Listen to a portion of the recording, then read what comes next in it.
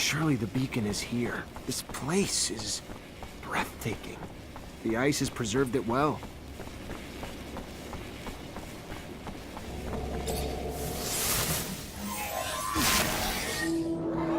Initializing solar system display.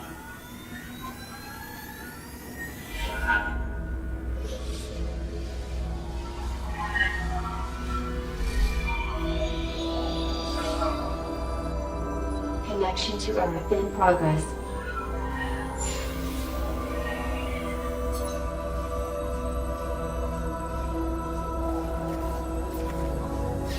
Connection failed. Extrapolating incomplete data. Updating solar system display.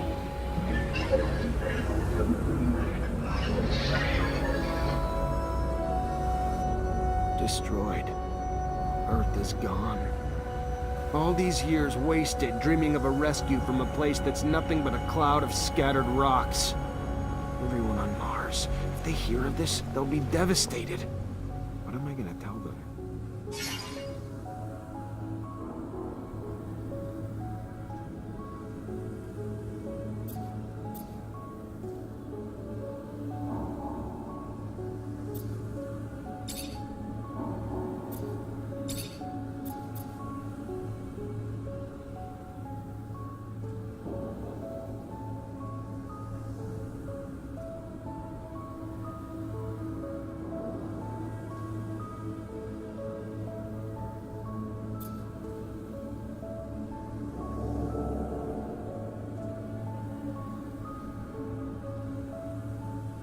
It's time for the truth. There'll be no more hiding, no more secrets. I'm gonna tell them of Earth's destruction and reveal the true identity of every single Technomancer on the planet. This news will send shockwaves across Mars, but it's the first step for changing our planet. For the better. Let's go. Mutant Valley awaits. Looking back now, I bet I wouldn't even recognize the young Zachariah Mancer who just earned his stripes. And little did I know that all my choices would compound together and shape the city under the ice. By delivering Bulgakov to the ASC, I had not only cut off the lifeblood of the opposition, but I had given away all their secrets, giving strength to my one true enemy. Despite my orders, I couldn't bring myself to kill my fellow man, so I let the deserters go and arrested their leader instead. I found him broken down in a re-education camp much later. I remember letting poor Dave go, understanding he only betrayed me to protect his family. Meanwhile, a more dangerous spy was hiding in my shadow. Despite everything Jeffrey did to me, I couldn't let Nisha shoot him down like a dog. And even in all my efforts to be a good soldier, I was still exiled from Ophir. No matter what happened, Victor was always going to discredit me. Yet my decisions of friends, alliances, would greatly influence the events that followed. The day I left Ophir in a stolen rover was the day I had chosen the people alongside me to become my companions, through adventure, misfortune, and into battle. Later, I agreed to help Dandolo chase the Vori out of Noctis, for good, cutting them off at the bridgehead they hoped to use to infiltrate every settlement on Mars. And because of that, Anton came close to paying the ultimate price, when his men picked him as the scapegoat. But he's not a man you get rid of that easily. By becoming the great master of Technomancers, I've earned their unwavering loyalty, but I've also accepted a lifelong responsibility. Since I've left the city under the ice, I've had many young apprentices, and the Order is powerful again, our future bright. Scum keeps the young mutant nation alive and well, and with Phobos' help, he has managed to repel Corporation's troops, time and time again. And with the incoming surge of refugees, you'd be a fool to bet against Mutant Valley. It's destined to become the most powerful force on Mars.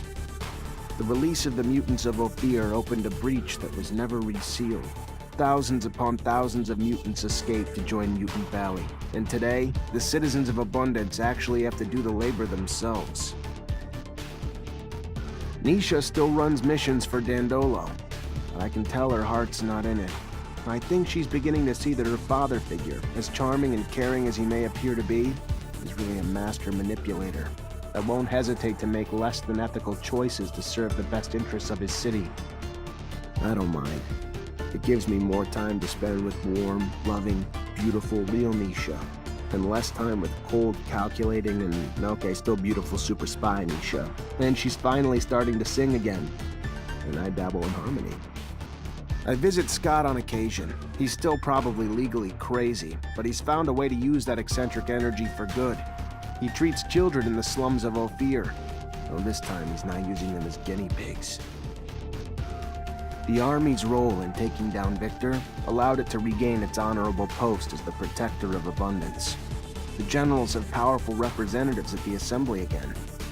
And even if the corporation has lost some luster and prestige after the Colonel's reign, at least it can properly defend itself. Vandolo made the most of our alliance, as you would expect.